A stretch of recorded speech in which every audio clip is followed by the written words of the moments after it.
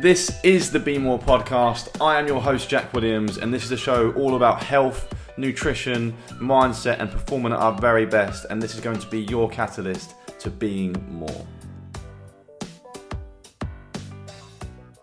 Welcome to the Be More podcast. Today I'm joined by two guests, which I'm excited to hear their stories and talk about what they're doing in their future. So, Jack Stickler, Dan Goodall, how are you doing, boys? Hello, all right. Very good. Now, these two are massive into their fighting, and it's something that I've wanted to get on the podcast for a while now. We've had a black belt recently, actually, but he spoke more about like personal development and travelling. Yeah. So I want to hear you boys talking about like how you use what you're doing to as a discipline to maybe benefit the listeners and how they might think, oh, maybe I should do something like that. Go because obviously it's more awareness around the whole fighting game now. I think we spoke about McGregor, etc. So, boys, tell us your stories first and how you got into doing what you're doing, and yeah, we'll go from there. Yeah, I mean, I'll start. Do you know what I mean? So, I've started martial arts right from when I was younger. I've grown up with four brothers, all pretty loving to fighting. So we got into karate at a young age. From there, I knew from there when we were even just. I remember a session where we were hitting the pads, and I was just like, man, I like punching things. I love punching things. And how old are you? Oh God, I must be about four years and old. You love punching things. All of my brothers were the same. So I had older brothers who were all kind of the same. You know, we didn't go in and use technique. We'd go into like a karate session and just go in there, not use any technique, just try and smack the opponent to the ground. So brawl. Yeah, just a brawl, literally. We just get disciplined for that because obviously that's not how the martial art way is. You have to actually do the techniques correct and do that sort of thing. And then from there, did boxing, kickboxing. I mean, I must have dabbed in every martial, well, not every martial art, but everything that's available in this area. Yeah. And then my love for, when I turned about 16, I just left school and I saw MMA, saw the UFC. So I was like, man, right, that stuff looks crazy. I mean, it looks like the sort of like martial art that is real fighting. That's how I look at it. Do you know what I mean? We can do taekwondo, we can do jiu-jitsu and stuff like that. They're only one aspect of an actual fight. Yeah. You know, I mean, in a street fight, you wouldn't just be like, let's use hands, would you? Yeah, Do you know what I mean? I'll take you to the hand. I might knock you down and then get on top of you. And do you know what I mean? There's that aspect to it all. How long ago was this when you started getting into MMA? God. So I was 16. So I mean, that must have been about six and a bit years ago. I mean, I dabbed in it at the beginning as like just training, but not actually training. Yeah. But I was quite intimidated when I went to the gyms that were in my local area.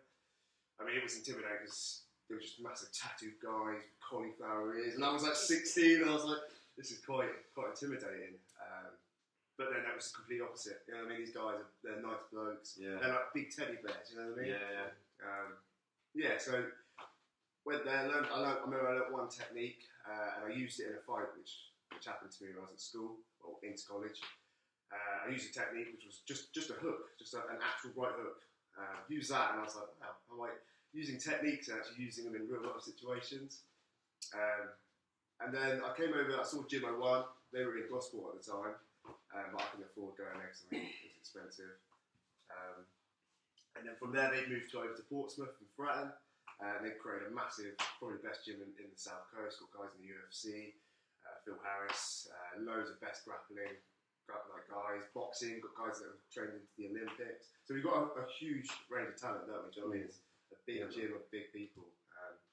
And then from there, I got into jiu-jitsu. I mean, went there, just did MMA, loved it, absolutely fell in love with it. And then I saw jiu-jitsu. I saw these guys in the pajamas. I was like, what's this all about? You know what I mean? What's this doing? All these people rolling around in pajamas. So I was like, I'll give a class a go.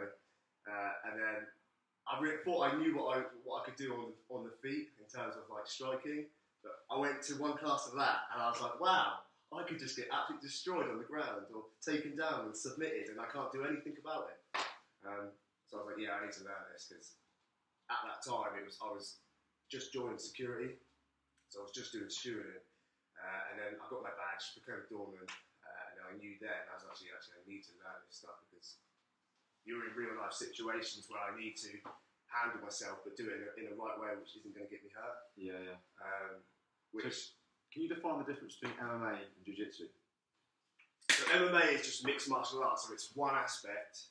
It's every aspect of fighting. So it's boxing, it's kickboxing, it's Muay Thai, it's jiu-jitsu, it's judo, it's wrestling, it's absolutely everything. You need to be an all-round fighter in MMA to compete in the cage. And the goal is just to beat someone up. It's to beat them up, submit them, just basically stop the fight. That's literally that.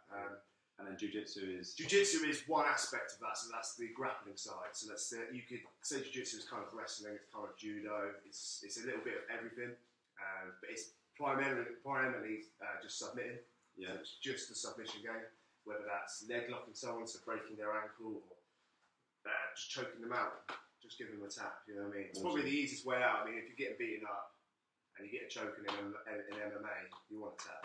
You don't want to get brain cells gone. So there's no strikes. We don't. No striking. There are shows where they do combat jiu-jitsu. Yeah, combat jiu-jitsu. We're allowed to slap on the ground to imitate that. Because some moves in MMA don't work in jiu-jitsu. Obviously, you've got the punches as well, which creates opportunities for you to get submitted. So. For people who are like listening to the podcast, if you Instagram @SticklerJack and @DJ_Goodall, you can see these guys messing people up on the floor. Which is, I've been enjoying watching it this morning. I'm thinking, shit. You do learn a lot of things. I mean, I used to go even on the door. I'd learn like a technique, a kimura, or an arm lock, or a trip or something, and I'd use that on the door. If I had to do something where I had to take someone down, I'd use a new trip, and then I'd be over the moon with myself. And I'm like, it actually worked. Do you know what I mean? So you're obviously applying this into like actual practical terms. 100%. Is that the reason why you do it, or are you doing it for absolute love for the sport. I love just martial arts in general. It's just like people love football, people like stuff like that. Like I just sit and think about martial arts every day. Do you know what I mean? Like people are thinking at home with their missus and talking and thinking. I'm just in my head thinking about sequences and thinking about just like how the next match is going to go, how I'm going to get the medal, or how I'm going to.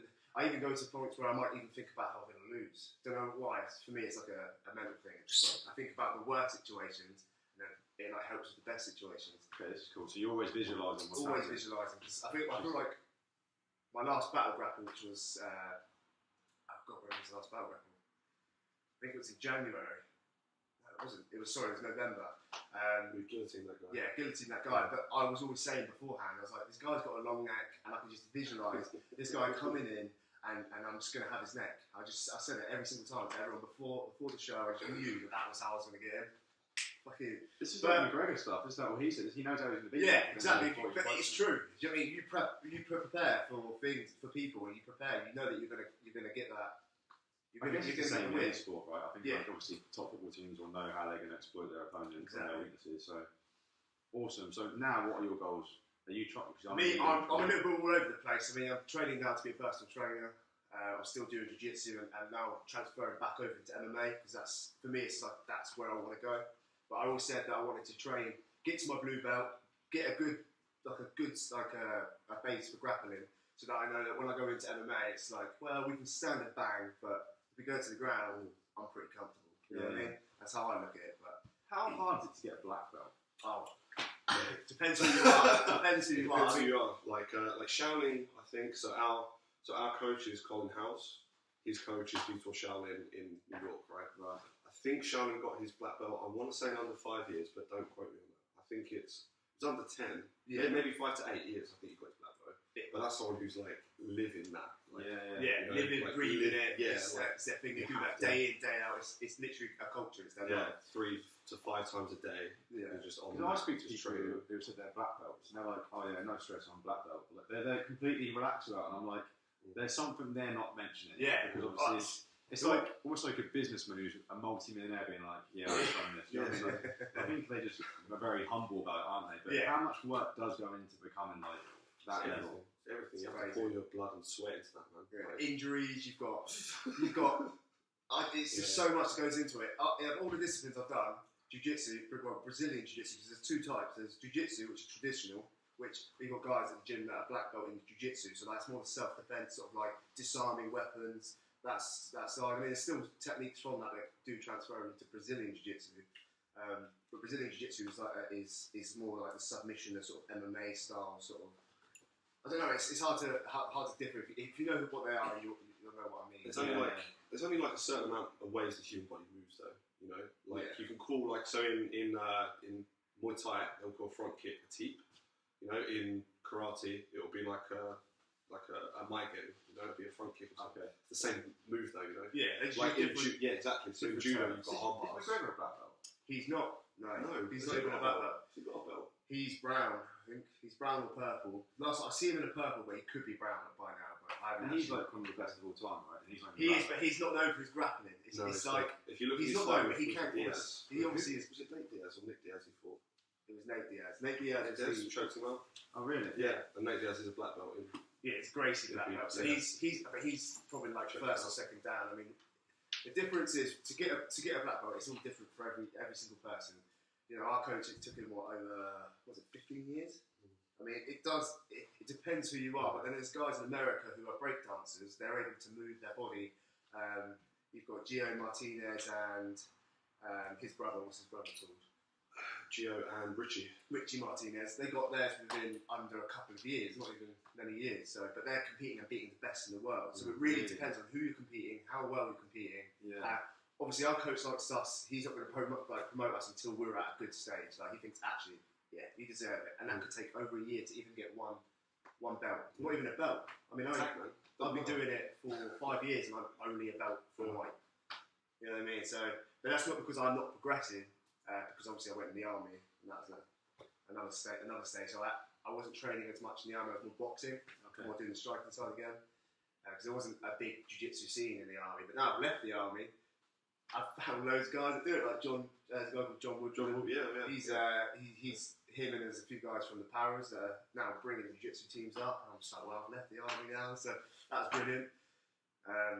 So is your goal to be a full-time fighter? Full-time fighter. Because it's the way I've looked at it. I've tried loads of different jobs. I mean, security is the only thing that I can relate into fighting. Do you know what I mean? But obviously getting paid. Yeah. But it's hard to financially support yourself through jiu-jitsu full-time. It is. I was going to say, what are the opportunities out there for that? We're lucky to have a good gym in it. So we're lucky to be in a good gym. So if we wanted to, you could train as much as you wanted to. Well, we aren't really, aren't we? We train as much as we can, possibly.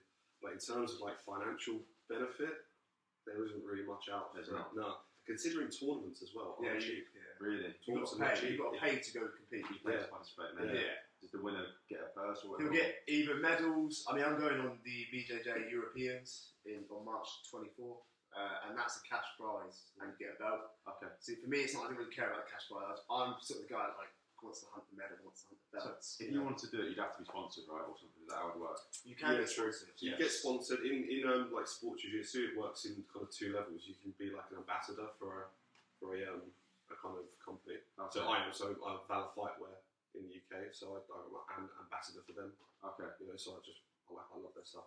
Man. Yeah. I just bought some ninja rash guard that I don't know about. Yeah. Like assassin or something, I think. Oh yeah, actually I've seen assassin that. one. It's like grenades everywhere on the rash guard, so you'll wear that. Or you can get full-time sponsored, in which that company will then pay for the athletes. They'll like subsidise either their travel or their entry fees. Yeah, or supplements in terms of guys that got my protein that are sponsoring them. I mean, it's anything. You just got to promote. You got to like in your Instagram or in your followers. You've got to keep saying like for like what you do with the clothing. You've got to be like, say I'm wearing Venom, which is a brand, which is a mixed martial art brand. I keep wearing that, and I keep putting sponsors, not sponsors, but I keep Instagramming them and tagging them in. They're going to eventually say, actually, like this guy wears our stuff. We're gonna ask him whether he wants to sponsor and wear our brand. Okay. So if you were to like pursue it, you'd have to be paid by sponsors, or you'd have to train other people to fight as well. It depends how you. If you want to be a full-time fighter, it's hard to do coach. It's hard to coach. That's what I mean. Yeah. Yeah. Do you know what I mean? But you're kind of coaching in the same aspect when you're training people, because you're telling people how it is. And I've got friends that last week I had a friend of mine that came. She's a girl, never done any of it before. But I was training, I was getting my workout in, but then I was also teaching her a few techniques, teaching her. So it's one of those sports where you're always teaching, but you're also training. So you're not just committing to one person and training full time. I believe I won't do that till I'm like got the experience, he's fought in all of these disciplines. He's got the belts, he's got all that sort of thing, and then I'll like not retire, but then I'll go into coaching full time. Okay. Cool. But in terms of fitness and stuff, that's a different ballgame to the martial arts. I'm trying to mix it up at the moment to make classes for martial artists that can help them benefit their strength, benefit their conditioning, stuff like that. But, yeah. Nice. And you, mate, what's your story? What's your background? Story. Well, so I'm originally from Romford, and moved down from here. Moved down from there to do biomedical science at uni. So I did that from 2010. Did my masters 2014. I found jiu-jitsu basically, I think it was only 6 months after Gym 1 opened or something. I thought, oh, there's a great gym there. I trained at a little ninjutsu place just that opened up on Albert Road. So I was like, oh, this isn't really my kind of style. Because before what I is started, ninjutsu? I think I've never actually heard of it. it's a combination of jiu-jitsu with ninja stuff. with weapons. I think it's just another branch or whatever. I don't really know, so I can't really speak from that point of view. But so I started off with sport karate when I was about 11 years old. So literally, how I got into the martial arts was a guy knocked on my door and said to me and my stepdad, "Oh, do you guys want to do karate?" And we went, "Yeah, okay," because my stepdad at the time done a bit of kung fu, and I thought I was just a little just around 11, just around because that's just what they did. It was a big pyramid scheme. But it worked, got me interested. Stepdad left, I continued it. I found my karate instructor that stayed with me for. I still see him as like my mentor throughout life, Steve Strong, and he opened his own club, Suiway Karate Jitsu. So it's more like see the usual guys standing karate and they're just doing this in line. They'll do movements and stuff, and it won't mean anything. So we take the application of that and then actually make it basically do jiu-jitsu stuff. So the movements that you see like kata actually have applicable chokes and throws and joint locks and stuff. But it kind of got lost throughout when it started off in Okinawa and then moved around and stuff. Yeah, exactly, and it became a bit bastardised, like sport taekwondo, where everyone's got their hands down and they're just like throwing their kicks and stuff. Because realistically, taekwondo is an effective martial art, but because the sport guided it that way, now because kicks are worth more than punches in taekwondo, so no one bothers with a guard, which kind of sucks. Which kind of sucks if you're really fighting and you don't have your hands up because you're training your hands down, So that was I did a more applicable type of karate, which actually came from Wadaru karate, which stemmed from jiu-jitsu and aikijutsu, like the old. There's so many names. There is so many. I know, I'm just throwing them out there. Sorry. How do people keep up? I guess when you're in the game, you know what you're doing, but like. I mean, some of the ones you've mentioned there, I have no idea. Obviously, I know that I made the main martial arts. That's how I look at it. You've got kickboxing, you've got boxing, you've got jiu-jitsu, you've got wrestling, you've got judo, you've got mixed martial arts. I tend to, when it goes into all the jiu-jitsu, like king jiu-jitsu. There's so many styles. So many styles. Like karate itself has so many, even actual traditional Japanese jiu-jitsu, that would have so many schools. They're basically schools. It's one thing, but you'd have like a subsection school. Of that, Back in the day, it would be like my school's better than your school. So you've always loved the fighting game, and then you just go out to doing what we're doing now. Exactly. So when I came here, I actually I moved down here when I got my first down in karate. So I've got a brown belt in sport karate and now second dan in karate jutsu in our style of suiway. And I came here to jiu-jitsu, started to wrist lock everyone because I love wrist locks. And that was my way of controlling people. I was like, if I grab hold of your wrist, I can just bend you around. You can't do that in jiu-jitsu until you're a blue belt. So I started to do that from day one. Now the rule sets aren't like that. You need to learn all this, like see the tip of the iceberg. You need to learn everything else under it. Because like now, you catch a sneaky wrist lock. And it's kind of like, oh, we're playing prison rules, are we? It's like a double leg tackle. Oh, is that how it is? Is it? Yeah, exactly. Like, okay, we did wrist locks. Okay, fair enough. So I had to learn everything else and stop doing those things that weren't really working because I didn't know the position. Yeah, I was getting smashed. Same as MMA. Exactly. If you don't know the position before submission, if you don't get a good position, you can't really submit the guy. And that's the game of jiu-jitsu. So make him tap out, make him uncomfortable. Nice. So why did you get into it? I honestly, it really helped me when I was at university. There's always been two sides. So like I said before, I'm lecturing at the college, biology and chemistry. Before that, doing my masters, I was doing some work with the brain tumor research. Oh, okay. I put at the University of Portsmouth, so that's what I did my masters in. And it was quite a stressful time. I'm not going to lie, when I was actually doing the studying. And I was in the lab all day, and I needed an outlet. I was like, I'm just really stressed, and jiu-jitsu was that outlet for me. So I'd turn up, realise that I'm really stressed, and I'd leave going, nothing would piss me off right now. Nothing can piss me off, you know. Whereas like a little thing, you know, like fucking drop your keys or your park a bit with, you'd be like, oh shit. You know, but if you just go jiu-jitsu, you're like, you feel 20 times better when you leave. Do you know what I mean? I might have a stressful day at work, and I'll go there and I'll just smash a bag, or I'm not going to say I'll take my anger out on my opponent or my training partners, but you tend to just release. It's like anything. You go to the gym, you do weights, you go to cardio, you're relieving stress. And for me, fighting, it's the best. I come out afterwards and I'm all smiling, doing the column thing, you know what I mean? Being all happy. You know it's like it's a good socialising aspect as well. Like everyone in our gym is like it's like a big family. Yeah, it really is like a big family. So we'll be on the mats and it'll just be like before class, we'll just be chilling. Some of us, like if we've got a comp coming up, which we do, then we'll be drilling constantly. But otherwise, we'll just chill, we'll have class, everyone's laughing. Yeah, exactly. You know, it's really good vibes. So for most people, is it like an outlet, you'd say? Yes. Yeah. So once they're in, they love the exercise, they love the endorphins, they get dopamine, and they love the community. And that's what keeps people in, and people to become hungry and to become full-time fighters. Is that your goal as well? I've always wanted to be a full-time fighter, but I think I really enjoy teaching, because being a lecturer and stuff, it kind of feels like that's a big part of who I am as well, like teaching, passing on knowledge and stuff. Being a PT at the Pyramids as well, and I still might in April I might be join another gym as well. Okay.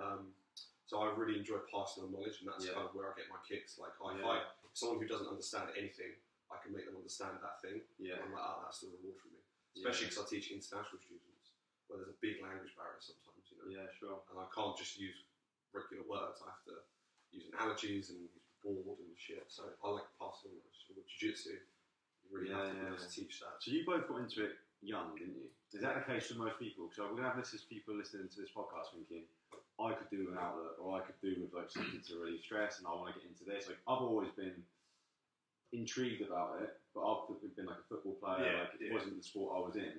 Sure. I remember going to karate when I was younger, and I don't even remember what I thought, but I preferred football. But like, is it too late for people when they adults? No chance. Because like you said before, you were scared of big tattoo people going in and being like, that guy's gonna.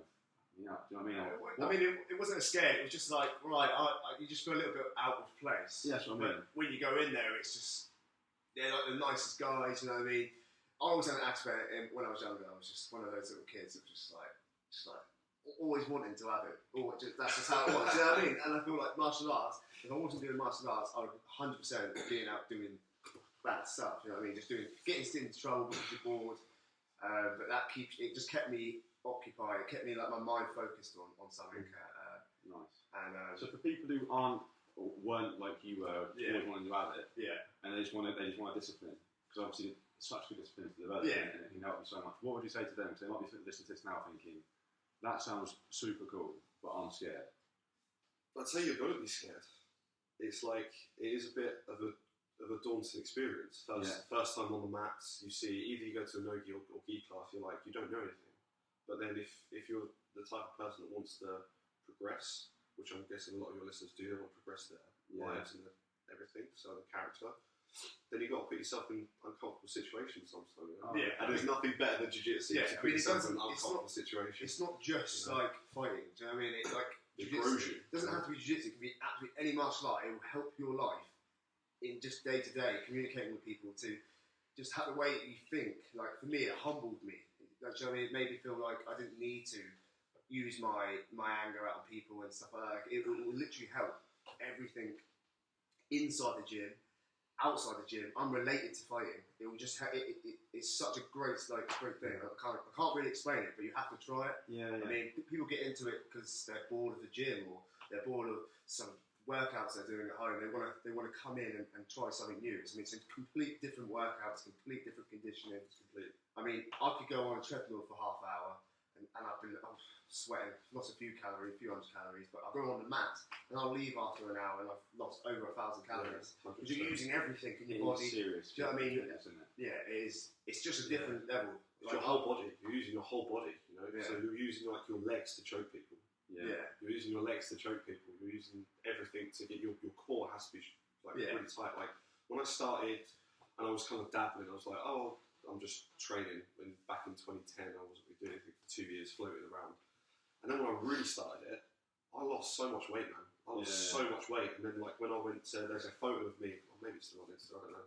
I'm in Hong Kong, and I'm just a skinny motherfucker. Like I was really chubby from school. Yeah. I was quite chubby, and there's photos of me like back at university where I'm just quite big. Yeah. I'm like, oh, shit, that's pre-jiu-jitsu, and then after jiu-jitsu, it's like it just happened. I didn't try it. It just fell off. One of the things I love. That's one of the things I love watching the transformation. You see guys come in the gym and they're slightly overweight, or some are obese. They come in the gym and like you see them a couple of years down the line, and they're just this brick house person. Yeah. You know, a complete different person. I mean, there's a guy called Nick. You know what I mean? Nick Casey. Shout out to Nick. He literally came into the gym. I mean, he was quite chubby, wasn't he? Like, and now he's slim as hell. He's ripping guy. He's doing techniques. He's powerful. He's strong. And for me, I love seeing that. I love seeing people come to the gym from whatever's happening in their life, and they come over to the gym, and then you see them in like 2 years or a year's time or even a month's time, they're a completely different person. You know what I mean? Losing weight, or they're in a better attitude. Whether it's they're getting bullied at school and they've come in, they've done a few things. That's what I love about Grace University. They tend to like go for things like that. They tend to put people getting bullied. They bring them into like a bullying sort of like what's it like They do like a scenario and stuff. Yeah, don't they? do scenarios, and I'll train for like 2 weeks for free just to give them some sort of knowledge. So it's the same with females. You know, for me, I so strongly agree. Like I teach my other half. Loads of little moves that she could use just in case. Do you know what I mean? It's all just in case. Or if something was bad to happen, you knew how to get out of that situation. It's one of the most handiest tools, 100%. But it's one of those sports as well where I've been tapped up by girls. Really? Loads, man. I mean, your ex. It's not. Yeah, your ex shot me. Yeah, she was. We met because she chose me. It was like, I'll roll this new girl. Yeah, cool. And I kind of underestimated her a bit. Yeah, she got me good. I remember. I was like, okay. Yeah, she got me. Yeah, I mean, because the thing is jiu-jitsu. It's like a game. It's like I kill you, you kill me. That's what it is. That's the game. I kill you, you kill me. Or I'll take your leg. That's just how it is. So it isn't down to really strength. It's more down to technique. I mean, strength can help you. It can aid you if you're a big arm and you've got a neck and so on. But it's all technique. Like it doesn't matter, and size doesn't mean nothing. And that's what I love about it. Is you can get a massive giant guy that's gone to the gym. He's a massive power lifter. He comes in and he's getting choked. He's getting choked out by a guy that's like 70 key or something. Do you know what I mean? Or 60 key lad. I've seen that with a guy like a big bodybuilder type guy, and it wasn't a gi, but that's the beauty of the gi. And the thing was wrong with V. V just bow and arrow choked this guy, and this guy was massive. She got on his back. That was it. Got a collar gripping. Got the angle. Yeah. Choked. And she was like, So. This guy thought he knew what he was doing. That's what I love. Get injured? Personally, I broke my hand a couple of weeks back, but that was just from an accident. It was just from me hyperextending my fingers. But I've done that since then, and I've never got injured. A lot of it is accidents. Yeah, it's either accidents. It's the same as anything in football, or something like you get someone slide tackles you, and you injure your knee or you injure your leg. It's the same. So it isn't as common as people probably. No, not at all. No. It's wrong. I mean, there's like a running joke in the community that like you never meet a guy who's like blue upwards who doesn't have something. Yeah, I mean, he hasn't done martial arts for like 10 years. Yeah, he hasn't. Like, a big thing is the fingers, like gripping the gi and stuff, because you're gripping a lot. Yeah, and grips get stripped off your fingers and stuff. Like you get fat fingers, and so you've got to tape them up all the time. And I'm like riddled with injuries, man. I'm riddled, but I'm broke but not broken. You know? Yeah, I mean, it comes with age. It comes with age and what you've done in your life. I mean, some guys are just injury prone, and they come and they're like, how often do you train? I try to train mostly every single. In terms of fitness, I train mostly every single day. Obviously, we'll have rest days, but jiu-jitsu. I mean, I don't have to. Even on my rest days, I can still do some techniques. You know, I can still do some drills because technically, I mean, it is a workout, but it's not.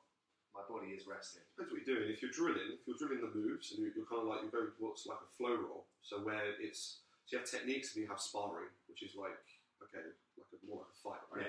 Yeah, and it's like that can escalate quite quickly to like more like a tournament. Like we've had some like tournament worthy fights in the gym, but we're just sparring, you know. But we need to push each other to get that level. So you know, or you can just flow roll, where you're just kind of giving the position a bit, moving, getting the technique. He lets you do something, you let him do something, and you're just kind of not resisting as much. Yeah. So but you still get sweat. I mean, that's why you can do double sessions. Tend to, when you go to the gym, I'll either go in there. Well, at the moment, because obviously now I'm transferring back into MMA, so I'm going in and I'm doing jiu-jitsu. I'm cutting back on jiu-jitsu, but I'm trying to do jiu-jitsu and MMA, and then I'll do kickboxing later. And then on Thursday, I might do some sparring, just striking, sparring, and then there's just loads of, and then you've got to fit in your conditioning workouts. So you're trying to put in loads of different things coming in and out. But You've got to be smart about it. Yeah, you've got to be smart. About it. So if you were to get started, so a listener was listening to the podcast, like I had a guy the other day who was speaking about he works out in Fiji and they're looking for volunteers. And someone from the podcast has gone to volunteer in Fiji. So people are probably listening to this thinking, I want to give that a try. What have they got to do? Have they got to train every day like you guys, or can they come? Train every day. Even once a week, one session a week would benefit you in every shape, way, and form. Every shape, way, and form. That's what I did when I started. It was just like you go there once a week, you learn something. You're like, some things don't stick in your head, and you just keep going. And if you love it, then you're going to keep coming back more. It's as simple as that. It's like, if you pick up one thing as well, I'd say like to any listener who's trying martial arts and they're thinking, because there is so much. There's a plethora of techniques out there. Yeah. And it's like, just if you learn one thing a week or one thing in that class, that's job well done. Even if it's like a hand position, something little. Yeah. Try to take something away every single time. Have like process goals going through this, because you're not going to wake up one day and be a black belt. Goals. Goals. I mean, it's the same as anything. Like me, I'll set daily goals, but then I'll set monthly goals, yearly goals. I was going to ask, what do you boys do for goals? That's something we talk about a lot on the podcast, like goals. I know you said you do a lot of visualization. So, like, how will you set goals? For me, long-term goals, be a champion, and I'd love to go to the UFC, or I'd love to be just a lifetime goal for me. Black belt Brazilian Jiu-Jitsu, that's a lifetime goal. And then I kind of work my way down. So, like, monthly goal could be anything to getting my mortgage. I mean, it doesn't have to be fitness related, but I tend to every week write on my notebook and write 1 to 10 of things that I need to get done in the week, so or in the day. So like my daily goal might be try not to swear. Do you know what I mean, for the day? And have you always done this, or is it something new? This is kind of, I had to do that for me to get into the army. I had that mindset where I had to today I couldn't do press ups very well, so today I'm going to make sure that every day from now on I do 25 press ups when I come out, like when I wake up in the morning. That I know, and then I'll add 5, and then eventually I got up to 100. Do you still do it now? I can still do it now. It's still a thing. Even now I'm out the army. If you ask anyone that meets me, if you see me in the morning, I'm doing press ups. So you wake up in the morning doing every morning, because I know when I do the 100, I'm like, listen, do 100. Like, there's no, I'm not decreasing my. Every morning you wake up and do 100. Every morning. 100%. If you listen to see us, anyone with videos, if they know me, you know how I am. So you literally just rock out of bed, bang, bang, straight away. 100 in a row. 100 in a row. I promise you. That's cool, man. I like that a lot. It's just how it is. But you don't do that to affect your mindset. I mean, it gives me anxiety. Because you know you can do it. Yeah, it's like brushing your teeth. Yeah. You know when things become like I can't expect my other half will laugh at this, because she's seen me from like when I was just doing 50 a day, and she's like, "You doing 50 yet?" Like, if there was days where I had to go, like say in the army, I had to like get up and go, I'd be a bit like a bit bummed out. Like, I've missed 3 days. That's 150. Well, it's 300 that I need to do. You know what I mean? So that time's 50. But yeah. So you've got some serious discipline. I mean, it had to. It helped me in the army. It had to. Whether it was cleaning or whether it's sport, it's just.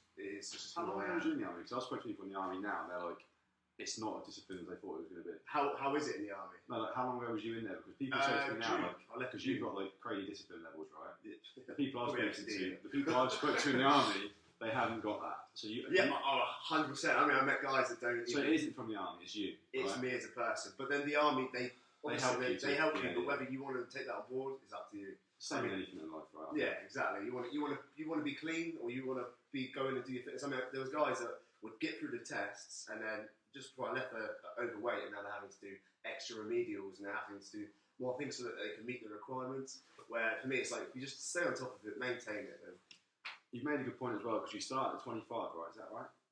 25 press ups. Well, yeah, that was how I looked at it. I remember at first it was 25, but before that I was just doing 5 sets of 5 to get up to the 25. Oh, okay. And then eventually got to just we'll do 25. I kind of mixed it and changed it, and now it's like that set thing. So, but you've been progressive, which is I key. put 5 on every month, so I kind of did that. That's how I looked at it when I was training for the army. So that's cool, because people think, they'll be listening to this thinking, that's cool, I'm going to try that. Yeah. And they'll try to do 100 press ups by morning, it won't happen. Whereas, 100% won't. I promise you. And even if they get it in an hour, yeah, they're going to be sore for days. I've been doing it for, I'd say, I remember the day. I was in college. I just remember the day that I remember saying, right, today is the day I'm going to do 25 presses. I need to, because obviously it's got a lot of requirements. And I've never done. It's taken me from there to now to be like solid 100. Like, I mean, I'm not going to say I'll do 100. I'm like walking around all easy. I mean, it's hard. When I get to 80, I'm pushing those last 20. It's not. Yeah. Is it unbroken now? 100 reps. 100 reps. Like, but what do you mean? I No probably rest. could do. I probably No rest. no. You're doing one set. I'm resting. I'm getting to like a resting position. So I'm you taking are- a breather. you are I'm not locking going onto my knees. Okay, like planking. I'm planking. I'm Yeah, not going okay. onto my knees because then if I do that, then in my head I'm like, well, you didn't do it right. Do you know what I mean? But that's something for me. Yeah, it's like I think if you heard Steph Curry, he shoots 100 baskets in a row after every training session. Yeah, I mean, So if he gets 99 and he misses, you have to start again. exactly, and he's probably doing that after he's done a whole training session, so he knows that he can still go. Like it's the same with anything, isn't it? Fighting, got to be able to do the rounds. You train for 5 rounds, but you train for 7. You know what I mean? So you can. How do we help people to think like this?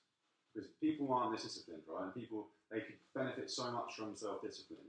Obviously, I know you were progressive. You started with 5 sets of 5, now you're doing 100 in a row. So you built up slowly. But people will be listening to this thinking, I struggle to get up in the morning. Let alone do 100 press-ups. So how can we help people to be more self-disciplined and to, obviously these martial arts, etc., can be a great way of doing that. 100%. But even just in your own mind, like thinking, because this is like a self-improvement podcast, people are already willing to try and improve themselves. What advice would you give them to be like, do what you would like to do? What you're doing? Set goals. That is the key. Like, it's in it. You said it. Set 100%. goals and start small. Yeah. Set goals and start small because you're not going to wake up. If I've got like, so I wake up in the morning, I have a cold shower first thing. I make a pint of water, I have a freezing cold shower for like a minute. Crazy. That's me. I'm completely different. You have to do that, man. So you find that crazy, then he probably think you're crazy. Yeah, I'm crazy with the press up. So it's like everyone has their own individual. That's what I mean. That's his thing. It's like you need to set goals. I can't do it's that like I can't do 100 press ups in one set. I mean, if I build up maybe. Dodgy shoulders though, which is another thing we could go into. But so I wake up in the morning. I look at it a lot from like a health perspective and stuff. So there's a lot of your listeners might have heard of Wim Hof. Wim Hof, like you know, if you can control your breathing and your body can do more than you actually think. So, and I think like when you wake up in the morning, you're a bit inflamed. Well, you are inflamed. It's what happens. So, do you get used to it, or every day is it still like, I've got to get in there? I don't know, like you kind of like I have a hot shower first, obviously wash and stuff. And you do hot shower first then? Yeah, hot shower because it easily shoots and then you relax and then I don't slowly. I just jump straight into cold. And you stay there for how long? A minute? Yeah, I'll try and do a minute. Sometimes a bit shorter if it's just like Crazy, I find my eyes. Sometimes my eyes get hurt. Like I feel pain in my eyes because it's just that cold. It's that cold. Yeah, I mean there's a bit like. When Wim Hof was on Joe Rogan's podcast, he said he swam under the ice and his retina froze because it was that cold, and he just like was going. I was feeling warm, mate. I love getting a football shower. I don't know. Have you listened to Dave Goggins on there as well? Yes. Yeah. Have you heard that he used to jump in like a lake and get freezing cold and then run because he'd burn more calories? Yeah. Mate, that guy he's just something else, isn't he? You watch his little videos where his Instagram videos where he's just smashing out like extremely hard exercises, but just constantly. Like he's doing it for the whole 2-minute video. I'm just like, he was doing press ups on them little plates the other day, and I was like, that guy is. he's got the mindset, which is so. He's just metal in the head. You know what I mean? He's been through some shit. He's been through some shit. Exactly. Like his I listened to his audio book. Yeah, it's insane. You know, yeah. Like that woodcraft, the warrior. That's how he built that character. So, I mean, like we were saying, how can we help them? And stuff like that. I mean, like me, it's like we've all had different paths of growing up. So like, like for me, I grew up and I didn't have anyone doing things for me. You know what I mean? So that kind of, as a kid, brought me up to be able to just I do my own life, I do my own training. No one here is going to help me. I want to do it myself. So for me, that's how I made my disciplines, how I became disciplined.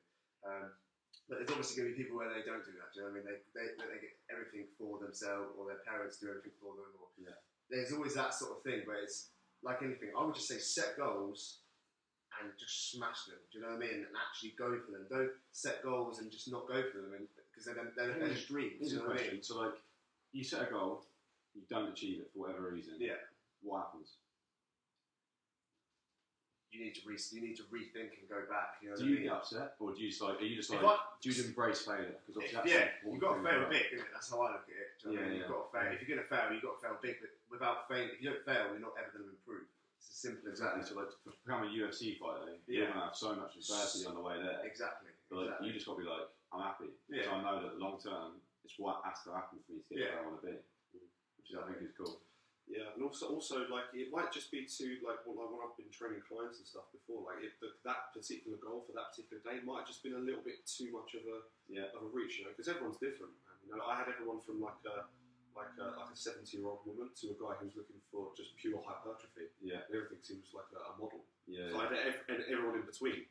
You know, a guy who did like 2 minutes of kind of basic circuit exercise and then threw up afterwards, and then got him to a point where he was doing like working towards hypertrophy and stuff. So just keep to be progressive and not to beat yourself up on it. But then you're allowed to lose. Like you're allowed to fail. It's just that is the vicious. It's not a vicious circle, but that's the circle. Do you know what I mean?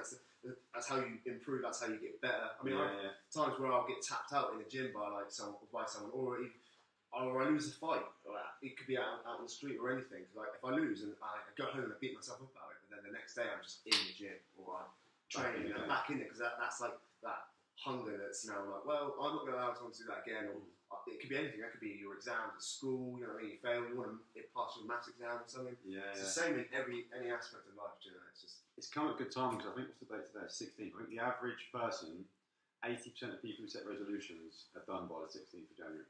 Yeah, exactly. They've given up. So that's like 2 in 10 people are still going right now. Yeah. It's got to be all year. That's mad. You've got to set these goals and it's got to be. You've got to keep that up. Don't set goals and then just do it for like you said for like 16 days. You need to do it all year round. That's how it needs to become part of you, doesn't it? Exactly. It needs to be a lifestyle change. Like when I was going back to when I was doing my masters in 2014, like I was adamant that my lifestyle was wrong. What I was doing was just wrong. Like so I had stickers up everywhere, like little things I could change about my daily routine that I know weren't helping me. Because we all know deep down, like if you're, I don't know, like if you have a chocolate digestive or something, you know that if you continue eating that, you're consciously doing that. You know, it's not like someone's walking up and injecting you with 1,000 calories accidentally. You know you're eating that whole pack. You know that, so you know what you're doing isn't correct, and it's just being aware of it. Being aware of it and realizing, I don't need to do that right now, do I? And being like, I'm just going to walk away and just like using the pack of digestives as the analogy there. Yeah, good example. And then like if you fuck up, don't be like, I might as well just order Domino's and which I know a lot of people do. What most people do, right? No, a lot of people do. Is it the same in the fighting game? I know obviously you've got a solid community which makes people want to stay. Yeah. Because people like each other there. But like, do you find people drop out? Is it busy in January? Is it really busy? It's been so busy the last couple of days. It's been the last week and so it's been so busy. We had like 35 and will people. that last all year? No. So people are doing it even in the fighting game as well. So it isn't like. No, it's everywhere, isn't it? It's like they come in. I mean, a lot of people come in and they just like because they're not getting it straight away. They kind of get put off. I've had friends that I've brought with me, and they come in and they're losing constantly because they don't know they're not giving it their full attention, or they're coming in and because they're not learning anything. They're like, well, this is pointless. I might as well not stick at this. That's the idea. You've got to stick. You've got to keep going, and then you'll eventually. Oh, he didn't tap me today. Or it's very slow. It's very slow with jiu-jitsu stuff. Like there's I think someone was on the Joe Rogan podcast. They said, do you go to like a kickboxing class? Say we do hit pads. Like, I feel great now. You leave feeling like great. Yeah. No, it's Hobson Mora. Hobson Mora. Anyone wants to look at a slick jiu-jitsu guy? Look at Hobson Mora. Yeah. He says you come to jiu-jitsu, you feel the opposite. You're like getting choked. You're like, man, I just got beat the fuck up. But then that's what creates you being like humble and stuff. Yeah, exactly. Like you leave there feeling like I don't know anything. You know? Yeah. Like, whereas if you walked in being like I'm king human, I know everything right now. You walk into jiu-jitsu and you're like, I actually don't know anything. Yeah. That's exactly what I. That's the growth that you need to have. You know? Like, you know, a wise man knows he knows nothing. Yeah, I think what's the quote? I think the more you know, the more you realise you don't know. Yeah, exactly. And it's so true. It is so true. And that's what made me want to stick at it. Do you know what I mean? I want to be like, I want to know. I want to be a master at that thing because I thought I knew what I was doing. Got in there with not even a black belt, with a blue belt, and my life got upside down. I realised from there I need to pick this up. I need to learn this, and you guys are obviously massive into what you're doing. It's a big commitment. Yeah. And we speak a lot about surrounding yourself with the right kind of people. So obviously you must have a really good support network. So obviously you're spending a lot of time training. I can imagine your diet's on point. I can imagine you're maybe running in the mornings or whatever you're doing. A lot of time goes into your sport, into what makes you feel good. Yeah. So the people around you, like family, etc., they have to support what you're doing, right? Is that? It's true. I mean, my other half doesn't. She won't want to see me fight. It's as simple as that. I mean, I'm sure other girlfriends and stuff like that, they don't want to see even their boyfriend get beaten up or their boyfriend do anything like that. So that's in terms of my mother and her. She loves the fact that I do sports. She's not a cheerleader, but she supports what you're doing. Exactly. She's like, oh, you should go to the gym. Yeah, 100%. But then she knows that in terms of I'm a protector because of my knowledge and obviously because of doing security and stuff like that. She feels protected that I'm able to look after her just in case a situation was to happen. My brothers, they're just like, yeah, go to the UFC. They're just there. They're in my corner anyway. But they want to fight with me. You know what I mean? Like, so yeah, 100%. It's just your family. That's who, not who you do it for, but it is kind of who you do it for. But they're going to push you, and without them, you're kind of on your own. Do you know what I mean? And sometimes it's hard when you've got no one around them. You've got people supporting you. It's another ball game. And it's obviously a big you've got to be focused with what you're doing. And if you've got pals and stuff that are out drinking or whatever, this isn't going to help your performance, is it? So do you just have to cut them people out, or what do you guys do? Balance. Yeah, balance. I think I don't cut anyone out. Like I've got friends from like back at school that are still here in Portsmouth with me now. Yeah. And like they're not into fighting. They're not into the fight game at all. But it's like they know that that's part of me. Yeah. So they don't. It's not like they're going to go like, oh damn, why are you doing jiu-jitsu again? You should be coming down the pub. It's like I'll go like yesterday. Went to the pub quiz at Fleet. Yeah. It was alright. I mean, I rocked up just after. It was alright. But jiu-jitsu was the main thing yesterday. You know, jiu-jitsu was there from 5 till 7:30, just drilling to nogi, rolling nogi, preparing for the tournament. Nice. And I rocked up afterwards. I was like, "Hey guys, what's up? Like, this isn't my main thing right now." I mean, I have definitely had the example you had. I've definitely had that over the years where I've had. I mean, when I was training for the army, it was just like your friends kind of were like, "Well, why don't you just come out? Because you're going in the army." But I was like, "No, I need to train so I can pass my test." It's one of those things that's quite hard because they're not in the same situation. They've got their own life and they're doing their own things. It's hard for them to understand what you're going through and what you're trying to achieve. And it's just it just depends. But you just got to have a balance. Yeah. It's a balance, isn't it? As long as you respect what other people do, it's not what you want to do. I think that's one of the main things that's maybe causing people to go off track. Yeah. Like get to the 16th. People have had a few weekends now. I'm going to go out next weekend. They're hanging around with people who aren't goal driven, who aren't focused on being better, who aren't positive thinkers, and they get back to going down the pub, gambling or whatever, drinking. Do you know what I mean? All this negative cycle. They hang in for 2 or 3 days. They aren't training. It knocks them out of sync. Yeah. So and next year they're in the exact same situation where they're saying same goals and they're just on repeat constantly. You just need to surround yourself with good people, positive people, and then from there it will just take off. You won't even see it coming. It's really cool. Yeah, like what you said about being out of sync there. Like, they do get out of sync, but when your emails get out of sync, you just sync it back up, don't you? Yeah, you do. Yeah, they're out of sync for a week. Just sync it back up, start you see them and then nothing's changed. Or you see anyone, it's like, nothing's changed. You can always start again. Like, you might go like, I do it, man. I go through like just a couple of days of being like, I didn't really do what I should be doing. Doesn't mean I have to throw it all out the window. You know? Yeah, I mean, Christmas comes along and you're eating bad food. You know what I mean?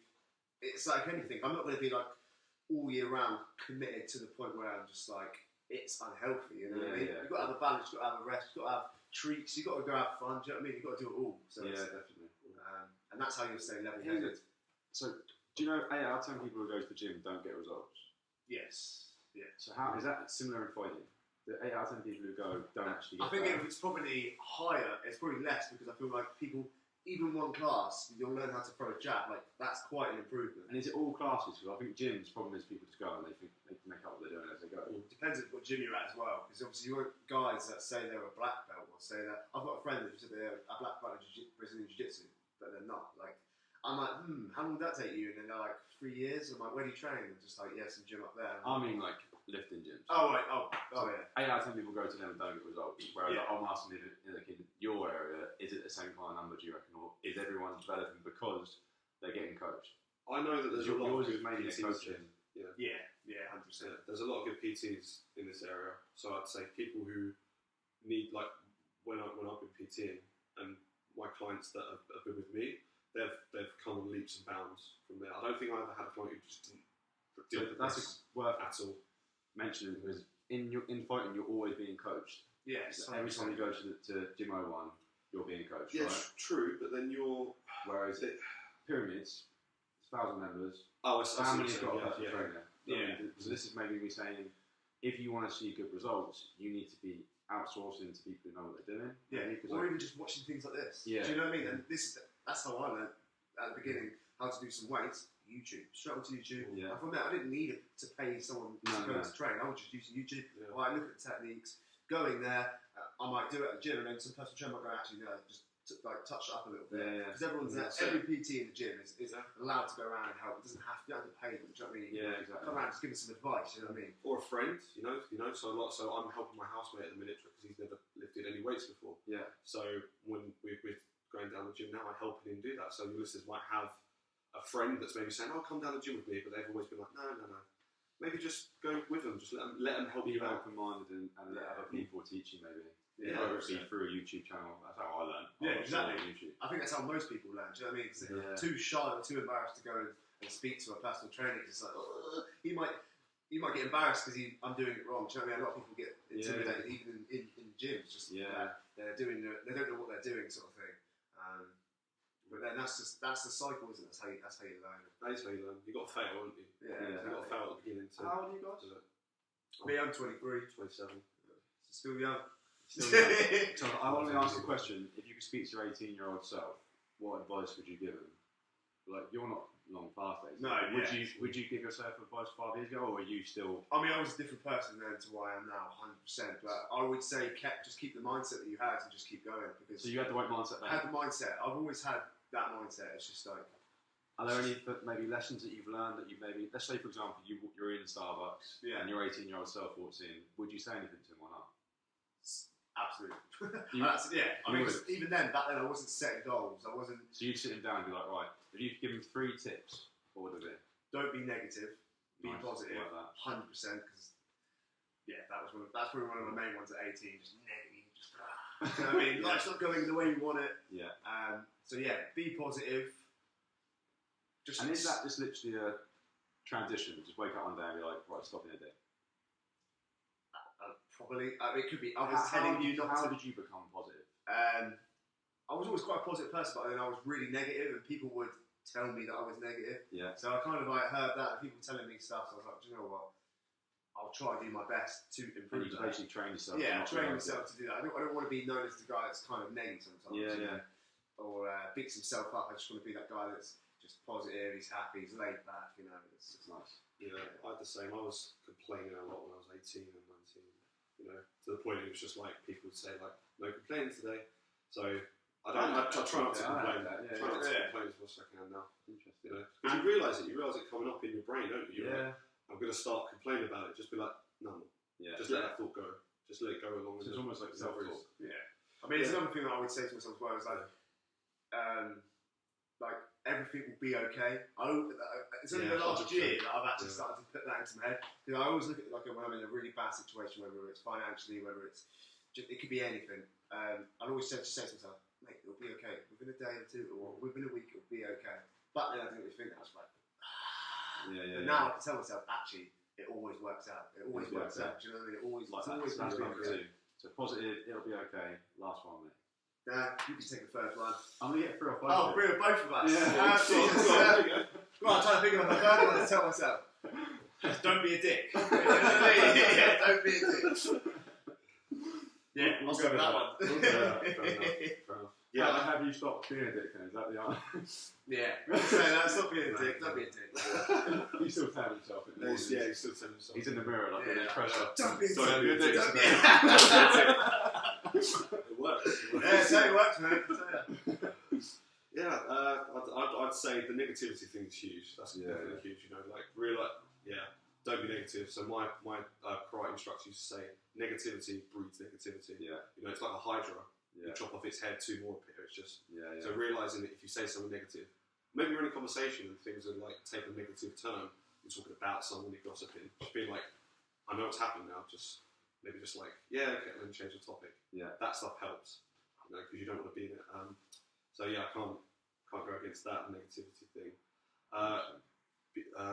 Look at like positive things that happened in the day. So like what really helped me was because I've like actually struggled with anxiety and depression from like when I was a kid actually.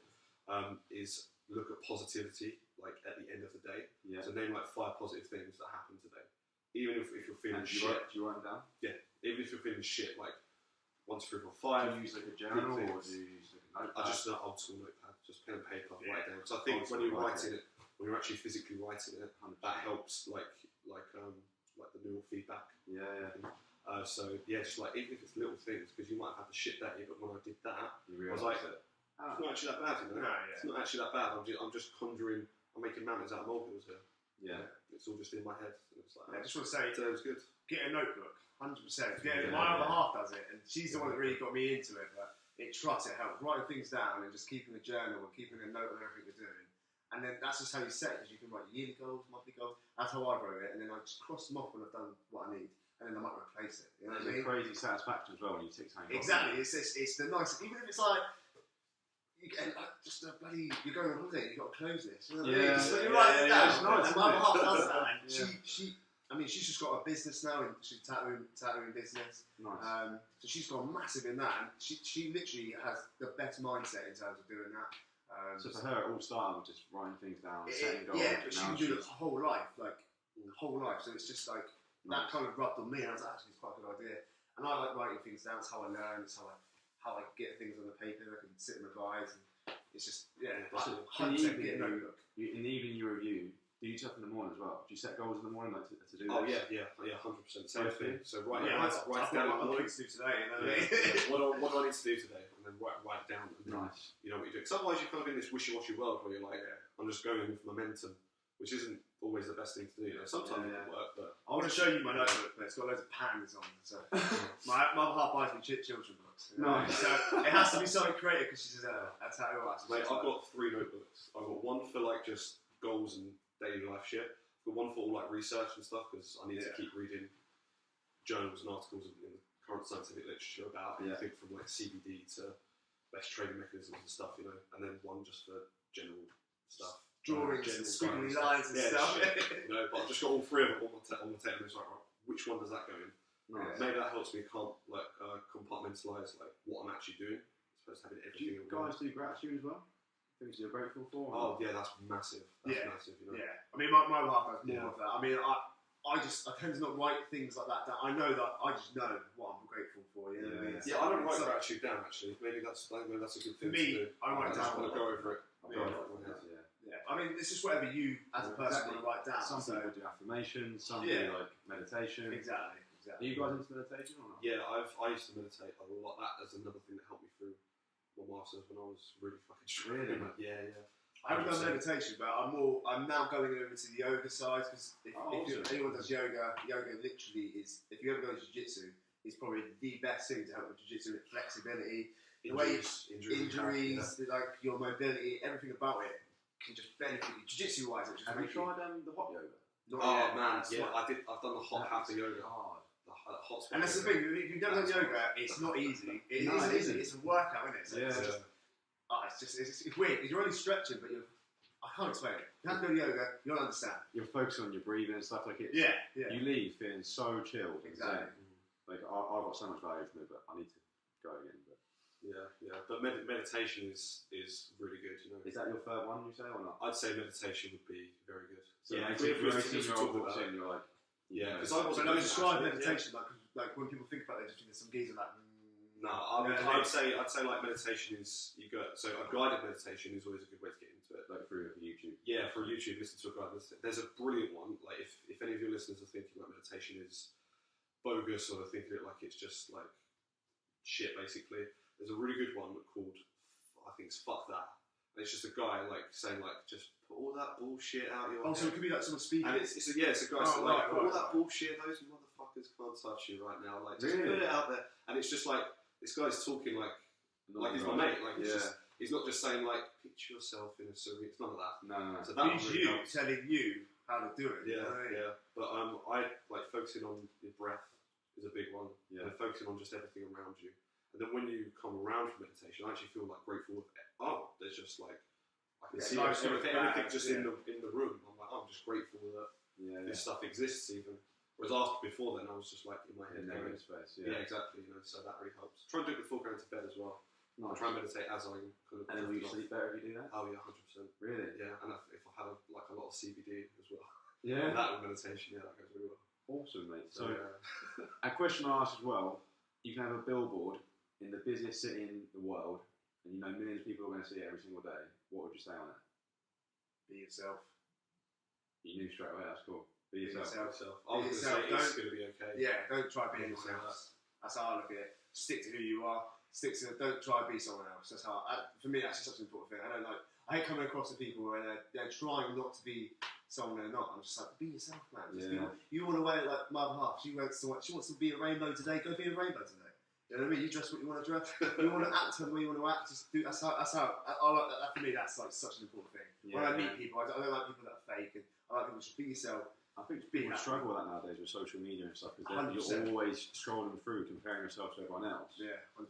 So escape that. And just everyone's trying to be the same, like that sort of same person. Do you know what I mean? The person that they know nothing about. Yeah, I think it's cool to be inspired by people. Like, 100%. McGregor's a massive inspiration for you. It's role models. You know what I mean? Well, look at them, but then don't be like, I'm not doing it. What he's doing, I didn't get paid $1 million for my last fight, or whatever. $100 million for my last fight. I need to be like him. I'm not doing it. Yeah, I know. Yeah, 100%. Yeah, just be yourself. And what's yours? I was going to say it's going to be okay. Because I think a lot of people are just too stressed now. Like, if we go back to so when I was at school, exams and stuff were a big part of just exams. And I was always really shit, and then came out the other end. But now I'm seeing my younger brother and sister and my cousins, they're like really struggling. So the level that was put on us is now like magnified for them. Yeah. And I don't think it's healthy. No. It's not healthy. There's a lot of that at the moment, isn't there? There's it's so bad. Like everyone, like all of my brothers and sisters, man. It's really bad in guys as well. Like I don't know what the statistics are, but more guys that come in, it's really high. Yeah. I see that. It's because everyone's they've not got the look they want to be. They're not where they want to be. It's like looking is appearance is a massive major thing, especially lads. You know what I mean? Do you know what I mean? So there's never been a better time to maybe look at a discipline like what you've got, 100%. because it's not just helping you to be in shape and be strong and to be confident. alpha. It will make you confident, but it's making you confident mentally. It's making you like just so much better, right? 100%. You'll come out confident. You won't care about what you look like because you know what you can do. You know, that's how I look at it. Nice. Let's leave the guys with one more tangible thing you can apply from the podcast. You've given so much value. So you've got £100. And you can. What's one thing you've purchased for either £100 or less that's completely changed your life? Notebook. Bloody notebook. I tell you, the notebook is key. It is so key. It is just key. Love that. It's one of my favourite. A pencil and a notebook. It won't even cost you £100. You know, you get 100. You get 100 notebooks for £1 each. So to sit down. You've got a couple of years sorted. I recommend that. To sit down, write down goals, write down things daily. 100%. That is so vital. Anyone can go and do that, right? Yeah, exactly. If you think about doing jiu-jitsu and you're thinking, no, it sounds alright, just buy yourself a cheap gi. Just buy yourself a cheap ass gi. What's a gi? A gi is the kimono, like the uniform. The pajamas. The outfit, like a judo guy would wear. Right. So the kimono with the belt and stuff. Buy yourself a cheap ass one. I'm going to plug Valor for a little bit. If you want 30% off any Valor brands, use the code Goodall30 and you'll get 30% off all Valor. Get yourself a cheap gi and then then you've got it. 30% off, there you go, no excuses, turn up to class. Anything you've got the uniform, there you go. 100%. I've got like 6 gis, man, 7 gis I've just got just because they're on the rotation. I mean, if it's any martial art, if you can't afford it, you don't need. You can get the gi and get everything, but if you can't afford it, just turn up. Over time, you will eventually you might even be given by someone like a gi or something. Just keep going and training. You've got shirts, t-shirt. Like Joey One has the rack, don't they? They've got like loads of gis up. Oh, really? Yeah, so doing that. And you can use your notepad to write down and save £10 exactly. a week. Buy a gi within how many weeks does that take? Yeah, depends which gi you buy. I could buy a gi for like £200+ easy, really, or I could get a gi for like 40 quid, 30 quid. You know, but they're still materials and but Awesome. And remind the listeners of your social media as well, so they can go check you out. Yeah, so my Facebook and my Instagram is just Jack with no space, Stickler. Is your Instagram Stickler Jack, isn't it? Stickler Jack, sorry, my bad. But my Facebook's Jack Stickler. It's like they swapped it around, but it's the same sort of page. Yeah. And if you see me, it's just me choking someone, so you'll know it's me. You know what I mean? There you go. Hopefully, actually, not in the middle of the town, but that guy was doing it like exactly that. That guy didn't buy his notepad. I'm DJ_Goodall on Insta. I don't have a Facebook page just yet, but nice. Yeah, photo of me in a gi, messing someone up. Yeah, 100% follow it if you want to see some techniques as well. There you go. Both post little bits in here and there on our stories. Yeah, there's a bit more. Needs to be a bit more on that. Yeah, so you can save it, learn it at home. You know what I mean? It doesn't have to be there. And definitely. Yeah. Thanks for your time, guys. It's been awesome. Appreciate that. Cheers, guys. Thank you.